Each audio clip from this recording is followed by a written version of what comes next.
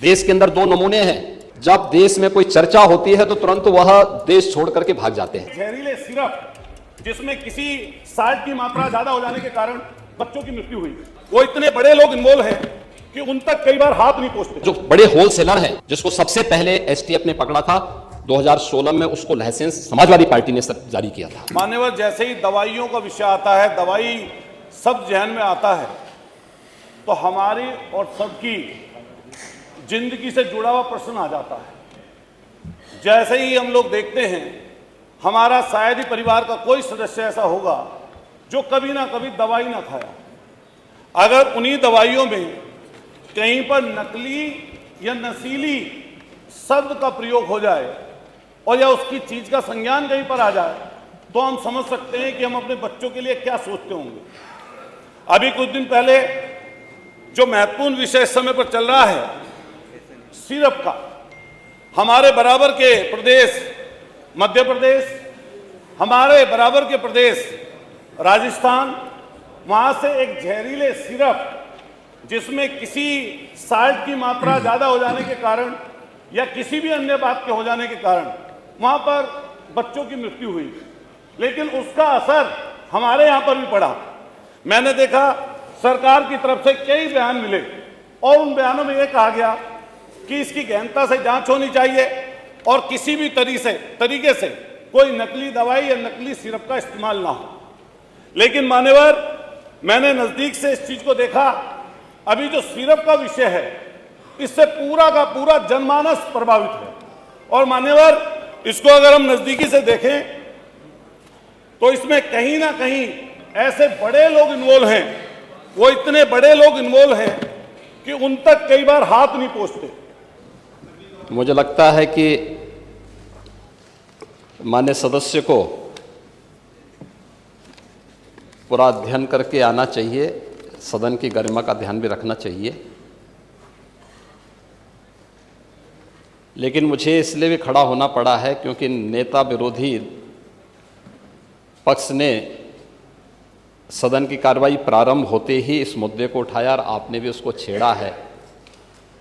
लेकिन मैं आपके छेड़ने की स्थिति को अवश्य आपकी इस मजबूरी को जान सकता हूं, जिसके बारे में एक छोटी सी कहावत है कि चोर की दाढ़ी में तिनका।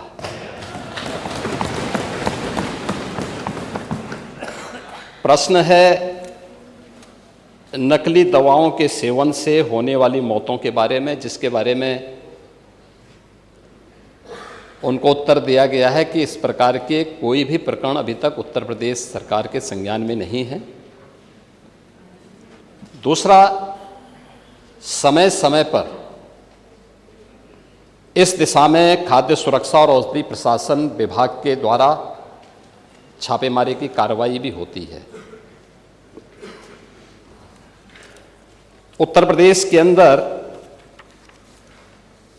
कोडिन कफ सिरप के मामले में, जिसको नेता विरोधी दल, मैं तो ये मानता था कि उम्र के चौथे पड़ाव पर व्यक्ति सच बोलने का आदी कम से कम इस उम्र में तो होगा ही, लेकिन इस उम्र में भी इस समाजवादी उनको झूठा बुलवा देते हैं। इस उम्र में तो कम से कम उसे झूठ मत बुलवाओ भाई,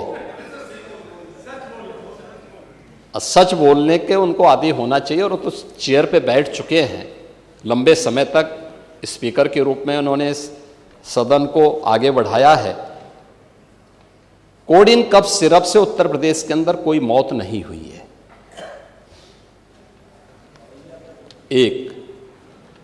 दूसरा, इस मामले में एनडीपीएस के अंतर्गत कार्रवाई होगी। ये उत्तर प्रदेश सरकार इस मामले को कोर्ट में जीती है, उत्तर प्रदेश ने इस मामले को लड़ा है। तीसरा, उत्तर प्रदेश में इसका जो सबसे बड़ा होलसेलर, जो बड़े होलसेलर हैं, जिसको सबसे पहले एसटीएफ ने पकड़ा था 2016 में, उसको लाइसेंस समाजवादी पार्टी ने जारी किया था। जो फोटो रिलीज हो रही है, देश के अंदर दो नमूने हैं, एक दिल्ली में और एक लखनऊ में बैठते हैं। जब देश में कोई चर्चा होती है तो तुरंत वह देश छोड़ करके भाग जाते हैं।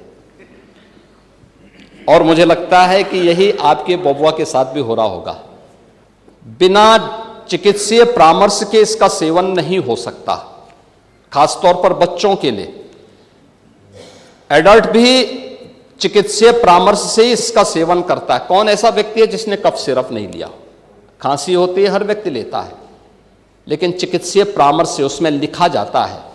क्योंकि पढ़ाई लिखाई से आप लोगों का कोई वास्ता है नहीं, इसलिए आप लोग हमेशा इस प्रकार की बातें करते हैं।